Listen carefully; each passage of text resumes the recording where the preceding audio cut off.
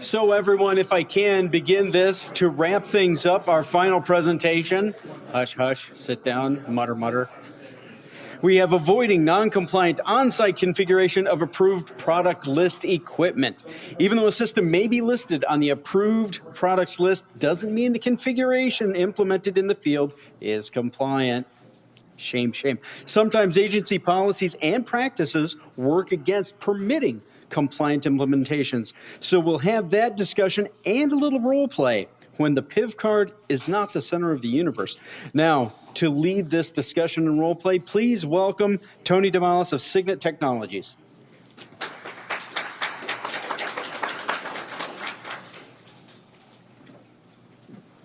Thank you once again. I've introduced myself before, so I won't do it again. But I can assure you that you're near the end. All right, this session is called Avoiding Non-Compliant On-Site Configuration of APL-Listed Equipment. And yes, it is possible to take APL-listed equipment, deploy it, and find it non-compliant, by the way it's implied or implemented. So it's not a panacea where just because you purchased it, we have a compliant solution. Now, this statement has been mentioned throughout the day. Just because you buy APL-listed equipment, it's not going to be compliant. But my little presentation here is to show you some ways why that occurs. Go underneath the onion a little bit more, a few more layers below. Okay, the gist of the presentation is in the red. Obtaining equipment as listed in the APL does not necessarily achieve compliance. And I've broken down, besides the takeaways, the three main categories that I will discuss. There'll be 2 slides for each category. First is how do APL-listed configurations remain compliant? We'll start off with the positive first. You obtain them, you want to put them in, how do they stay compliant in the field? Second, how are PACS manufacturers able to offer compliant and non-compliant configurations? Manufacturing costs, of course, are prevalent throughout the industry, and the concerns are to maximize the investment in research and therefore building one system that has multiple configurations as possible. And that's how easy it is to take it out of compliance by not following the configuration. We'll talk about that.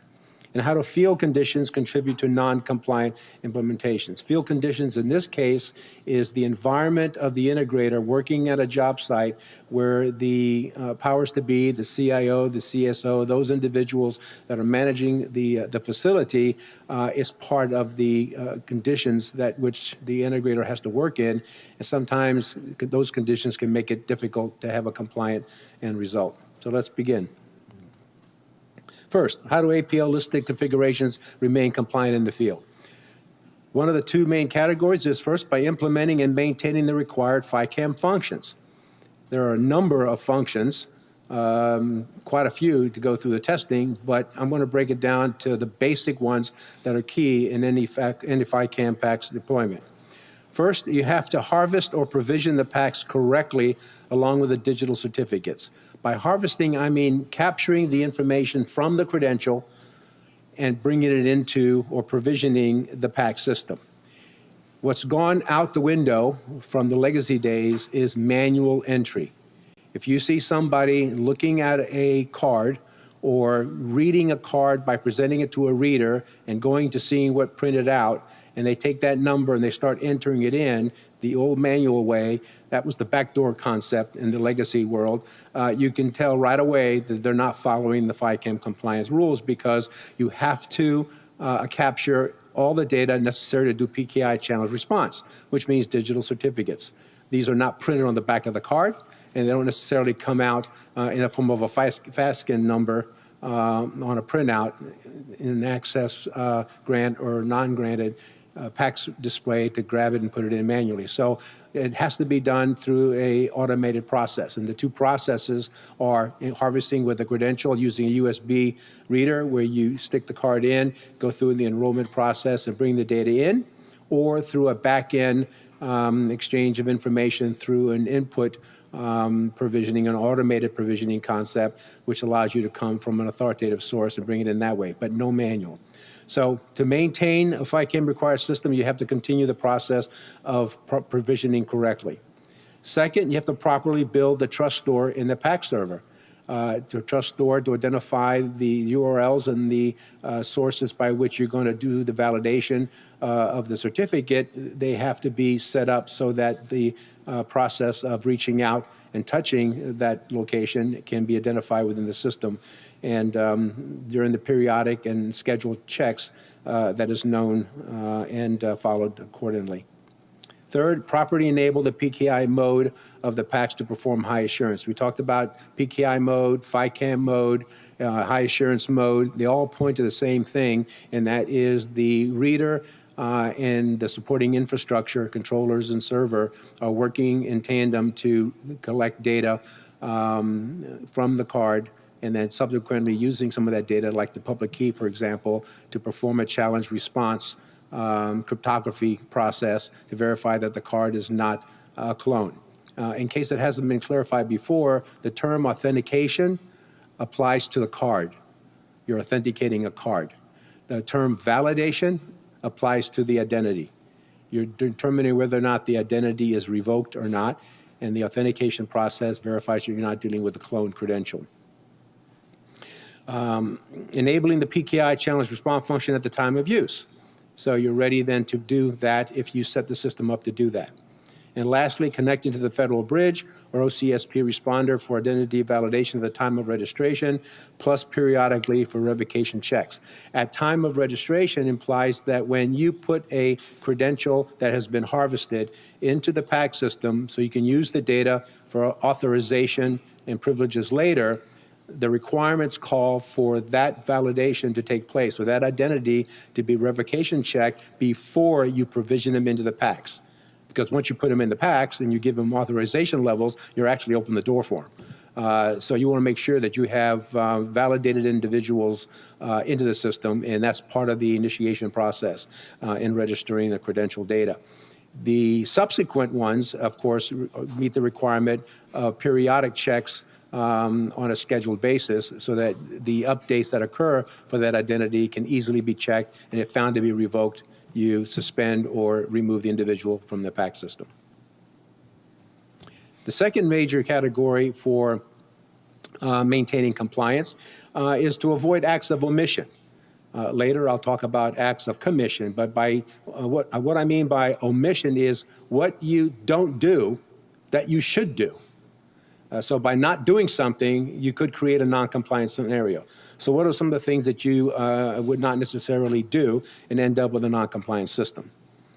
One, you obtained a system from the APL, but you did not correctly enable the FICAM mode. In other words, there are processes by which you can do that. You could do, for example, a FICAM mode to validate the individual credential, authenticate the credential as part of the registration, but you don't necessarily enable it for the reader, the PKI challenge response concept, or you don't do it at all locations that you need to. So there is a complete process, and if you don't do it completely or you do it incorrectly, that's an act of omission that could cause a problem.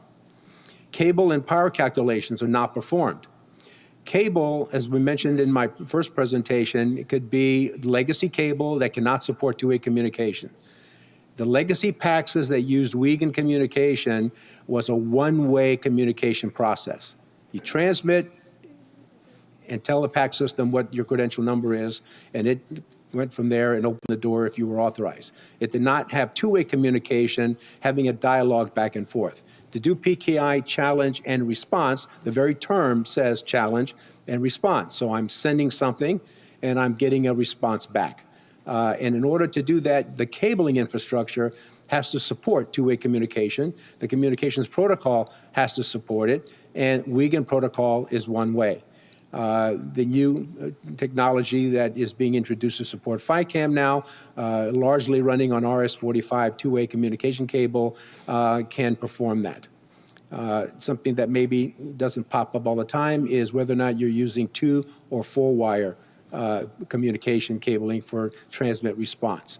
If you use 2 wires, you can do transmit and response, but if you want transmit at the same time as responding, you need 4, so that you're constantly transmitting, constantly receiving. The new standard, the OSDP protocol calls for two-way communication via a single pair of wires.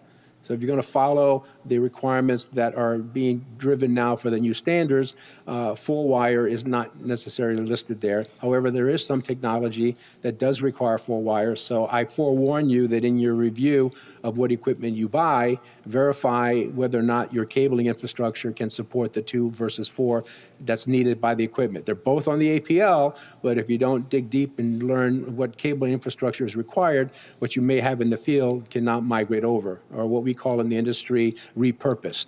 They can't be repurposed for your new objective. They might have to be replaced. So if you don't do your calculations, not only for what kind of cable you have or what kind of power requirements are needed, the new FICAM readers take a little bit more current, and you can have issues there.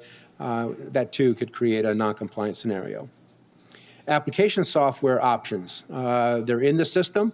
They're there for you to use. If you don't take advantage and configure them properly, those options for, like PKI challenge response, will not be enabled.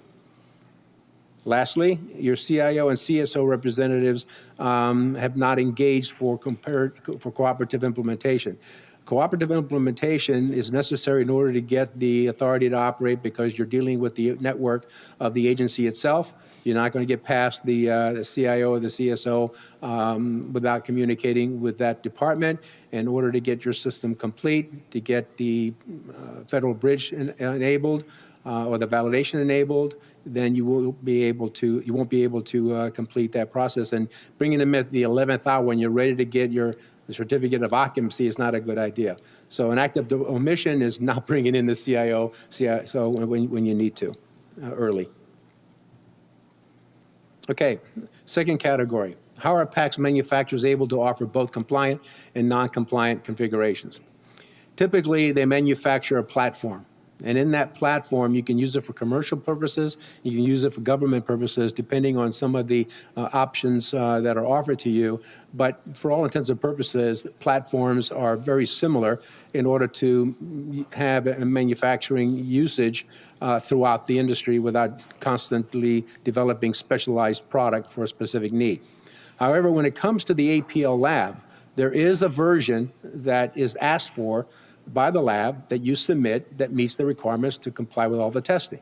So you will have a manufacturer configure a specific system and submit it, and that system will be put through its paces, and if it passes, it'll be listed, and that it does not necessarily mean that the manufacturer is going to ship you that same APL tested solution already configured in the box for your site. They're going to send you all the necessary hardware and application software capable of doing everything, but your configuration engineer needs to make sure that it is put into that particular scenario.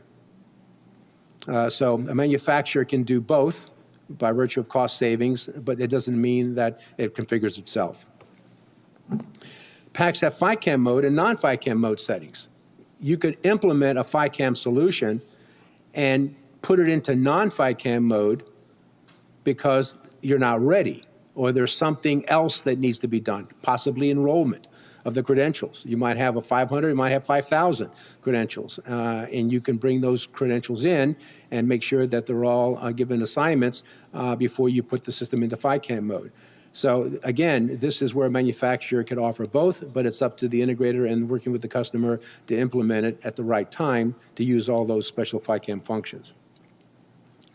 PIV readers can operate in multiple formats. You buy a reader that can also do multi-technology or serial number only or CHUID. These are capable because the reader is the platform and the firmware decides how it's going to operate, but there could be multiple firmware versions in the system to be enabled by a program card or some other method to tell the system how to perform that day. In the lab, they will not accept a submission of a reader that will do anything other than the FICAM mode, which means whatever those options are, they turn them all off. You have to make sure that when you order the hardware, what mode is the reader going to come in, what's it going to be on the wall, and is it ready to be working with the controllers and the application software in whatever mode you structure. And then lastly, many functions can be enabled and disabled. So it's obvious that in a system, if you have options, you can enable and disable them. So a manufacturer is able to offer a number of different markets their specific solutions by designing a platform that has variations for configuration.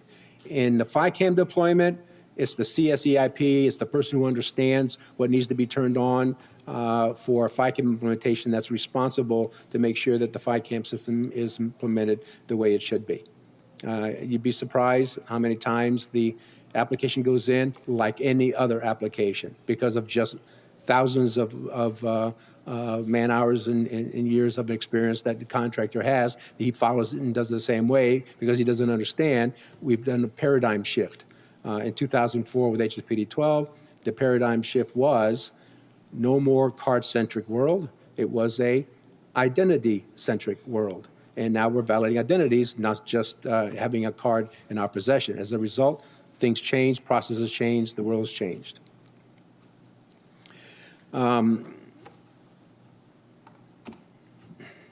We get to the avoiding of the acts of commission. What are the things that someone can do to cause a system to come out of compliance? The configuring correctly to operate in FICAM mode, I use the same phrase as before because in this particular scenario, we have a system that if you don't do something, you have a problem. If you do something incorrectly, you have a problem. So it's very important that what is done correctly, and to use Lynn's word, right the first time, so that it operates properly. There's a lot of variation within a system. It's not as simple as people might claim it to be. It's not a simple plug and play because there are a lot of things that have to work together. Certificates also involve readers being able to process certificates, controllers being able to process certificates, where are they stored, et cetera. That's why there is such a thing as a CSEIP to train individuals for that. PAX PIV registrations performed without the required validation. Just get the cards into the system. Well, can I do that? Can I bring all the people in and register them into the system and not do validation until maybe later? Well, in a new construction scenario, as I mentioned earlier today, when does the owner take over the system, take ownership of the system? When the prime contractor says, I'm done here, I'm turning over the system to you. So technically, the contractor could argue, I don't need to do validation since you haven't given me an IT connection. I don't want to hold up the whole project and be dead in the water until you figure out that problem. I can give you progress. I can give you enrollment. I can give you credential registration. But when I turn the system over to you, I need to batch process all those individuals through a batch validation process and make sure that they're all in an unrevoked status. If they're revoked, I got to take them out. Otherwise, I'm not turning over to you a FICAM system. If the agency says, I'll take care of that, then I, the contractor, am going to say, please sign here, where you have taken over the responsibility of validating, because I, by requirements, am not supposed to register individuals into a PAX that have not been validated, but yet I've done it because I haven't turned the system over yet. Now I'm ready to turn the system over. I need to do it. You haven't given me an IT connection. Therefore, you have responsibility, and then you're responsible to make sure the batch processing is done. These are all the steps that could create issues implementing a complete system. Periodic validation checks not performed. You've done it once at time of registration, but nobody ever set up the trust doors or the schedule to do it periodically. And the rules of the road today say that if you don't do the validation for a FICAM system to be fully compliant, it should sense the fact that you have not done it, and it will shut down the system, meaning the entire system, all cards will be put in a position of not operating because that's the rules. Now, we know that that's devastating. So obviously, it's wise to think about this scenario before the system is turned over to you, because 18 hours after you turn on a system, if you don't do a validation check, you'll probably have a locked up system. Vendors are good at reminding the integrators on this and making sure that at that point in time of turnover, the clock is started and IT is on board. Otherwise, some other allowances need to be made through contractual documents. Challenge response, card authentication is, of course, done. You have accepted the project, you turned it over, contractor goes away. You're not happy with the 1 second or 2 second extra time at the reader. You tell the security administrator, turn PKI off. The moment you do that, you're now in a non-compliant mode. When FICAM mode is turned off, the security risk or the liability becomes now part of the owner's overall responsibility and risk. You bought a proper system, you put it in, but if you're not operating in FICAM mode, the U.S. government is not going to say, I can assure you that that credential is authentic if you do the PKI challenge. If you don't do the PKI challenge, then how can I, as the organization developing these assurances, tell you that you can be assured it's authentic? You can't. So therefore, just because you bought a system on the APL doesn't give you a checkbox.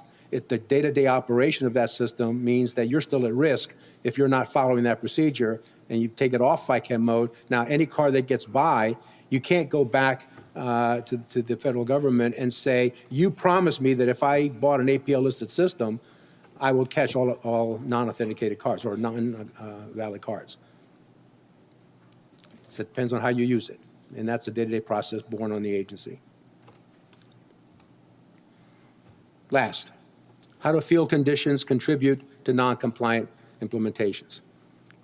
One of 2 points, agency CIO and CSO representatives are implementation partners and cooperate in fulfilling the stated requirements. As early as possible, you bring them in as true stakeholders and say that this system, in order to become fully compliant as any other IT system on your network, has to be put through the process of risk management framework, and which is the guide for assuring the information assurance processes, and allowing me to go outside to do validation. How many people believe that I need an outside connection to do card authentication? When I do PKI challenge response at the reader, and I'm going through all this process, and I want to know just whether or not the card is authentic. Do I need an internet connection or an outside connection? Authentic in terms of issued by the agency? Authentic in the sense that I've harvested the card during enrollment, I've captured all the certificates, public and the private, well, private's on the card, all the public certificates, I've stored them. Now I want to do card authentication. Do I need an internet connection? The answer is no, for the sake of time. The answer is no. And the reason for that is because the random number that is generated to perform the challenge response, on which it's based on decrypting and finding the same number, and that means it's a valid card, that public key that you captured on the card is what is used to do the encryption. So you have the means of doing the PKI challenge response when you harvest the credential correctly.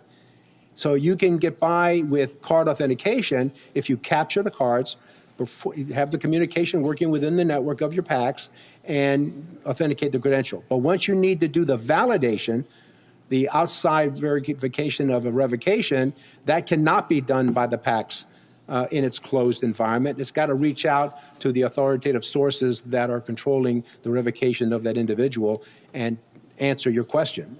Is it authentic? And they come back saying yes or no. So a lot of people think that by not having an internet connection, I can't do anything toward FICAM. Totally untrue. You can get 80%, 90% of the way through with an entire FICAM solution, proper readers, proper controllers, proper cabling, proper enrollment, proper registration, proper authentication. You just can't identify the individual's revocation status without going out. So what would you rather have? Nothing?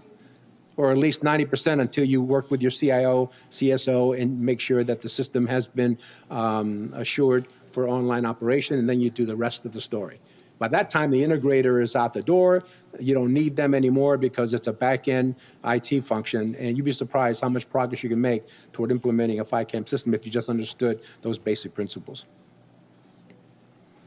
Secondary legacy credentials should be retired and phased out. We talked earlier about what to do with these legacy credentials. The advice is they have to be retired sooner or later because they're not going to be able to get you anywhere for compliance. And a phased-out plan would be wise as you start your FICAM migration. Use multi-mode readers for migration only, short-term transition. I can't do without being able to read these 10,000 prox cards, so I need these prox readers. Well, understood. But in your migration strategy, plan to use them for a migration and not to be happy sitting there running day in, day out in the legacy mode as if your solution is going to be overlooked by someone. If it is, it might. I can't guarantee that you'll be visited the next day, but you're at risk every day by the fact that you've not gone to the high assurance mode. Local IT department should support remote validation connection. That's the connection I was referring to do validation processes. Agency should maintain PKI authentication and avoid disabling. As we mentioned before, the moment you turn it off, you bear the risk. Agency and integrator should cooperate in achieving FISMA requirements and successfully attain ATO approval. You need the integrator and the manufacturer to provide you the information about the PAC system and its IT infrastructure and how it can be supportive through documentation to obtain your authorization to operate, but it can't be done without the support of the IT department as well. So get that started early, because my experience, the IT department doesn't move very fast. There's so many loops that they got to go through. You get it started early. And lastly, on this third point, comprehensive planning for FICAM operations is a must-do. It doesn't happen by itself. You've got to plan for it because there are a lot of stakeholders involved. There's a lot of touch points to include cabling, hardware, infrastructure, et cetera. And following the process for a FICAM implementation is a must-do process. Understand the physical requirements as well as the organizational participants. For total implementation, get them into a room and identify them as the stakeholder team or the FICAM migration team and have periodic meetings to monitor your progress. Existing cabling infrastructure must support the new two-way. I mentioned that earlier. IT department should engage early to support remote validation and FISMA extension. Mentioned that before. And understand how PKI is the foundation of high assurance. We've said it over and over again. PKI, high assurance, FICAM all imply the ability to make sure that you're not dealing with cloned credentials, and that's how authentication is done. PKI-CAK is PKI using the CAKE certificate, the card authentication key. PIV-auth authentication is authentication using the PIV-auth key. So the process is exactly the same. It's just a matter of which public key I use to encrypt that random number, to do the PKI challenge, which one I also use to decrypt and obtain the valid credential that I encrypted in the first place to verify that it's a good credential. So both follow the same process. It's a matter of which key I use. Which is the only key that can be used for card authentication with the DoD CAT card at the present time? The PIV-auth, because there is no CAKE or CAK in the DoD credential today. Plans are forthcoming to roll that out. It'll take a while, but as of right now, if somebody said, I want to do card authentication with a CAT card, I'm going to say, make sure you have an insert reader with a pin pad that I can do PKI PIV-auth processes. And this is a summary of our takeaways. You can see that it's pretty much rehashing the emphasis points that I made before.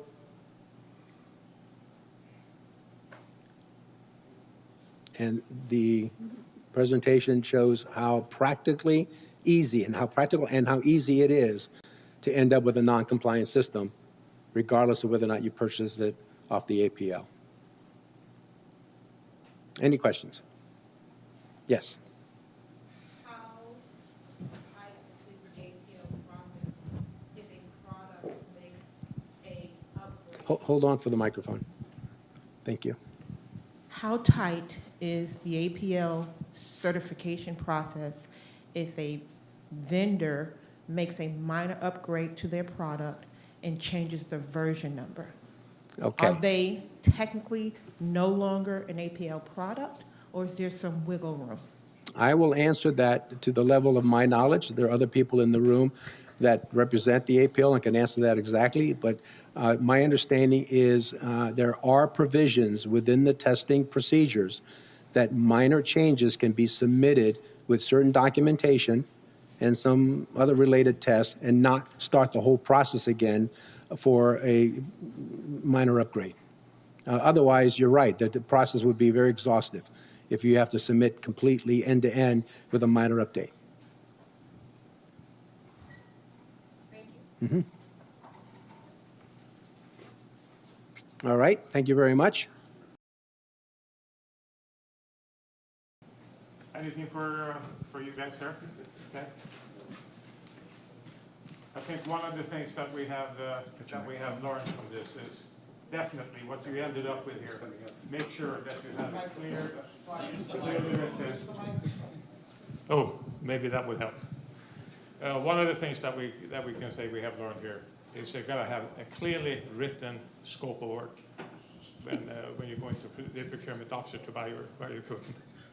Oh, actually talk into it too. Wow, I'm learning stuff here today. Yes. So with the changes in technology with the smart cards themselves, they're moving now to 8.1.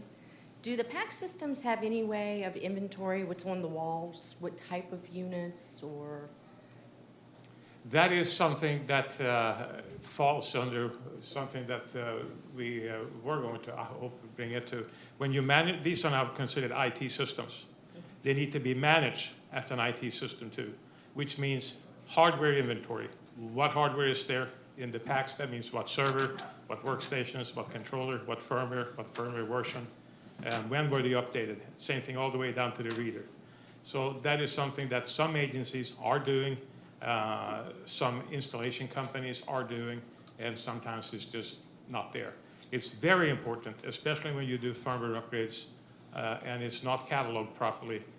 Somebody comes in to do a firmware update, and the firmware version that is indicated says it's 3 years old. Lars, let me add to that. Yep. Most packs have an architectural concept to it, and it's usually visual, like a tree. And every one of the controllers and readers are usually branches and leaves all on that tree, and they're shown, and you can connect onto them and find their latest version of their firmware, the software that's in the system. So there's a lot of information, names of the doors they were last associated with. And so assuming that everybody put in all the right engineering labels and all in the beginning, you usually have something that is fairly current, and most systems have service contracts to keep them current. But there is that typical architectural, what is in the system and what is the current state of firmware, hardware, software. Some systems go down to the firmware level on those, all don't. But yeah, that's a good And if you want that, it's not unreasonable to spec it because most people offer that. Yeah, I was going to say, one of the problems you get to right now, and we're actually working on standards, and it's probably a good one to take back to industry. Usually the reader is actually somebody different from the rest of the system manufacturer. And that's been a problem of, the reader firmware is out of spec, and maybe we need to go back and look at some of our specs too. But we don't usually have an inventory from the physical walk around on a floor plan and know where everything is. That's something we usually bid against, but it's not something that is inherent in the architecture that's maintained necessarily in the system. Many systems do support a graphic layout view where they can show you where alarms are, but not always where the equipment's located. Anyway, I think we're running. Actually, one more question if we One can. more question? So the obvious question to me is this: is there a implementation or is there a project anywhere in the federal government that would be a model representation that could be used to mimic those going forward? I don't believe there are. I've got plenty of contacts around the Fed. I've not heard of the Golden Project yet, but I'll throw the challenge down. I'm from a very large agency.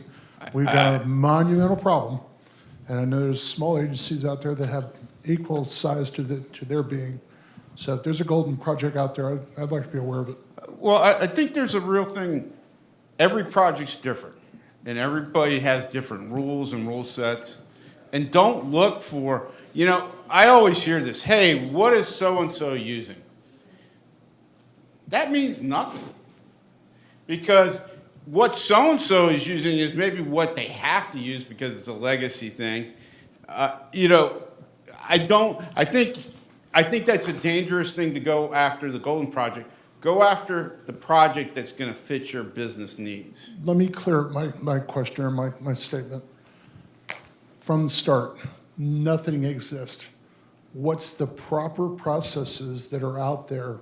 Has there been any representation of that to go from nothing to a fully implemented FICAM system, starting from nothing? Never mind what's on the walls, never mind what products out there, never mind the influences we may be all suffering from. Starting from nothing. We're starting with a clean sheet of paper. We're looking at all of our needs. We've got the perspective of where we want to be. What are the things that we need to go through, if it's been done, that's what I call the golden project, to get us to that point of being the shining star, so to speak, in the executive branch. If I may interrupt, I would like to, because that sounds like a huge task. And I'm not sure that today we'll be able to handle it. Let's come back tomorrow. No, I kid. But let's give our presenters an opportunity. As I mentioned before, we're going to post the recordings of these proceedings at fai.gov, along with a number of the other documents that we have. If we can, we'll pose that question. Perhaps each and any one of you can offer a suggestion in the written document that we'll post with this recording. Because as I said, I don't think we'll be able to cover that within the next 30 seconds.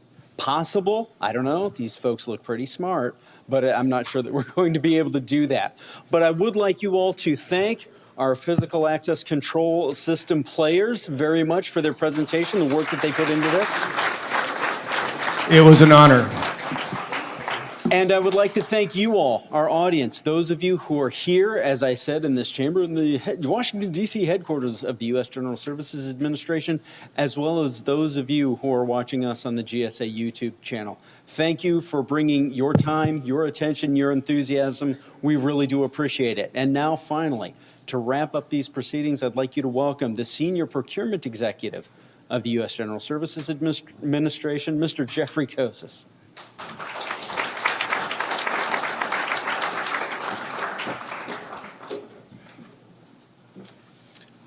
Afternoon. I hope all of you really enjoyed today. I'd like to give special thanks to everybody who had a role in making this a successful event. But I also thought you'd like to know, we ended up with an attendee count today, counting people in the room, counting people on the GSA YouTube channel, of almost 375 people. Close to 200 of them acquisition professionals, another 150 or so who directly support that, the program managers, the IT consultants, the other key players, and over 25 from industry. So tremendous interest. We had 20 different agencies represented, 12 different cabinet departments. We reached a lot of people today. A lot of folks were really interested in hearing all the information presented in so many interesting and creative ways. Considering that we're less than 2 weeks away from the end of the fiscal year, and with everything else going on right now, that I think tells you a whole lot about the interest, about the number of people who are greatly involved, who care about this topic. Let me offer a big thank you to the volunteers from industry for suggesting topics, for drafting the flow of the day, for sitting on panels, for performing skits, for finding a whole variety of different ways to convey key information. I'd like to thank both the Secure Technology Alliance, the Security Industry Association for all their hard work in putting this together. On the GSA side, thanks to Dan Pomeroy, Jim Scher, and their teams for their technical expertise, for suggesting topics and playing a huge role in success. And a special thank you to our GSA Procurement Ombudsman, Melissa Gary, and her team. That includes Henry Swan, Tracy Stack, Liz Hernandez, for all their work. Shout out to our facilitator extraordinaire, Mr. John Andre. Appreciate everything that you did, John, to keep us moving and on track throughout the course of the day. And to all of you, either in the room or who participated virtually, thank you for taking the time for your participation. My boss, Jessica Samaragi, opened up this morning, emphasizing the message that our stakeholders, especially our industry partners, drive improvements in policy and that their work is vital in making GSA more efficient and more effective. But it was our friends at the Department of Homeland Security who pioneered the notion of a reverse industry day. They took the idea that if we brought industry partners together and if we let them speak to the full acquisition team about how things look on the industry's side of the table, if we talk about lots of different parts of the acquisition process, if we set up a forum to ask questions, well, we might have some pretty powerful results. You know, hearing about that, seeing video of one of the sessions, we thought DHS was onto something really intriguing, a very good thing. So we stole DHS's idea, we stole it shamelessly. And over the last 18 months, we've now held several different reverse industry days. We've focused in different areas, starting with an overview of GSA acquisition. We took a deep dive into our multiple award schedules program. We examined leasing and construction. Most recently, we held a government-wide session on looking at how we buy cloud. And today, this is our second government-wide session as we looked at physical access control systems. I think we heard a lot of interesting things today. I look at things from an acquisition lens. I clearly heard cost drivers about how we are thinking about our requirements and how the way that we're going to market increases price. I heard, for example, about conflicts between approved procurement listing and the confusion and the cost that that drives. I heard lots about the need to focus on building good requirements. I think many of you can list a dozen different examples of ways that the way we go to market and address these affects the outcome, affects the success of the endeavor, and affects what we pay. So what comes next? Well, what we want to do is take what we heard, what we learned today, what we've heard from our agency customers and from our other stakeholders, and we want to feed it right back into ongoing business improvement efforts. That means that we need to think in terms of how Schedules 70 and 84 are structured today. That means we need to think about the intersections and ask ourselves, are we buying in the most optimal way? Are we making the best solutions available to federal agencies? We need to look at some of the intersections with the rulemaking process. And we need to look at FICAM and look where do today's learnings give us opportunities to update practice to drive better outcomes. As I said, we've done 5 of these today. I was particularly impressed by the variety of different techniques employed by the panelists. You heard individual speakers, you had panels, you heard skits, you had lots of different ways to keep the day interesting, to keep it engaging, and hopefully to give you 1 or 2 really valuable takeaways. With that, let me conclude Reverse Industry Day, and again, thank you all for participating.